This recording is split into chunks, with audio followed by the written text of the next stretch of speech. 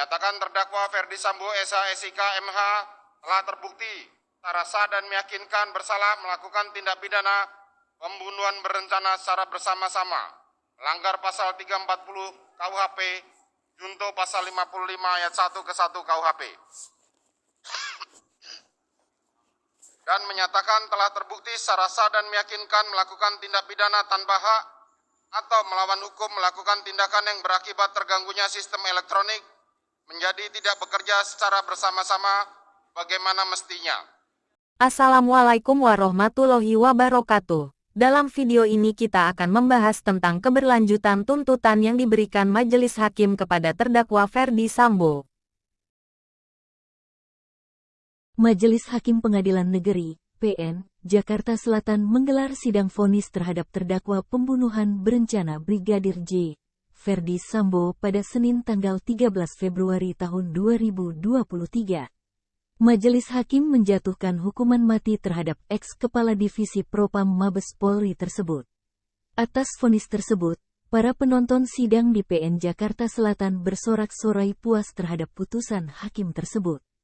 Menjatuhkan hukuman terdakwa dengan pidana mati, kata Ketua Majelis Hakim, Wahyu Iman Santoso saat membacakan amar putusan di PN Jakarta Selatan, Senin tanggal 13 Februari tahun 2023.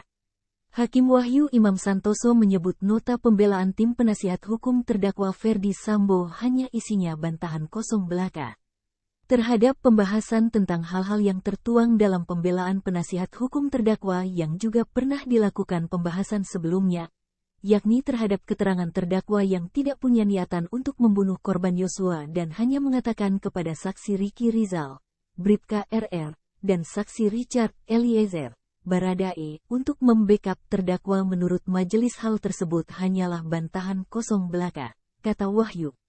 Harusnya, Ferdi Sambo tidak perlu untuk memanggil Richard Eliezer alias Baradae apabila memang hanya backup. Faktanya, lanjut dia, Ferdi Sambo memanggil Baradae ketika Ricky Rizal tidak berani atau menolak untuk menembak Brigadir J. Akan tetapi, faktanya justru memanggil saksi Richard untuk mewujudkan kehendaknya membunuh korban Yosua Huta Barat, ungkapnya. Maka dari itu, Wahyu menyatakan nota pembelaan tim penasihat hukum Ferdi Sambo dapat dikesampingkan.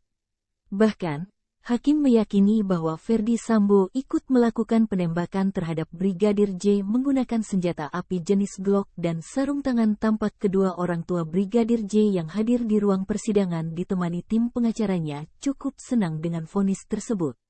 Diketahui, Brigadir J dibunuh pada tanggal 8 Juli tahun 2022 lalu. Mendiang Brigadir J dieksekusi mati di rumah dinas Ferdi Sambo di Kompleks Polri, Duren 3, Jakarta Selatan. Setelah dilakukan berbagai penyelidikan dan penyidikan, ex-Kadif Propam Mabes Polri itu dijadikan tersangka bersama 4 orang lainnya, yaitu istrinya sendiri Putri Chandrawati, 2 orang ajudannya, yaitu Bribka Ricky Rizal Wibowo dan Barada Richard Eliezer Pudihang Lumiu, Baradae, dan seorang art, Kuat Ma'ruf. Ferdi Sambo yang merupakan otak dari pembunuhan berencana ini didakwa oleh Jaksa Penuntut Umum, JPU, dengan dakwaan pasal 340 KUHP subsidiar pasal 338 KUHP junto pasal 55 ayat 1 pertama KUHP, dengan hukuman minimal 20 tahun penjara dan maksimal hukuman mati. Tak hanya itu, Ex-Direktur Tindak Pidana Umum, Dirtipidum, Bareskrim Polri itu juga menjadi tersangka dalam merintangi penyidikan atau obstruction of justice dalam kasus Brigadir J. Dia didakwa melakukan perusakan CCTV dan seperangkat alat elektronik lainnya bersama dengan 6 anak buahnya, yaitu mantan Karopaminal Divisi Propam Polri, Hendra Kurniawan, mantan Kaden A Biropaminal Divisi Propam Polri, Agus Nurpatria Adi Purnama.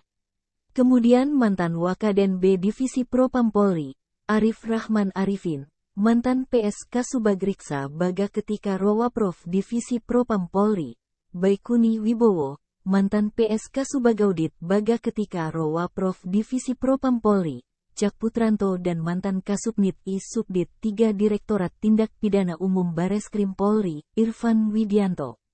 Mereka semua dikenakan pasal 49 junto pasal 33 Undang-Undang Nomor 19 Tahun 2016 tentang perubahan atas Undang-Undang Nomor 11 Tahun 2008 tentang Informasi dan Transaksi Elektronik junto pasal 55 ayat 1 pertama KUHP. Sekian yang dapat admin sampaikan. Semoga dapat bermanfaat. Wassalamualaikum warahmatullahi wabarakatuh.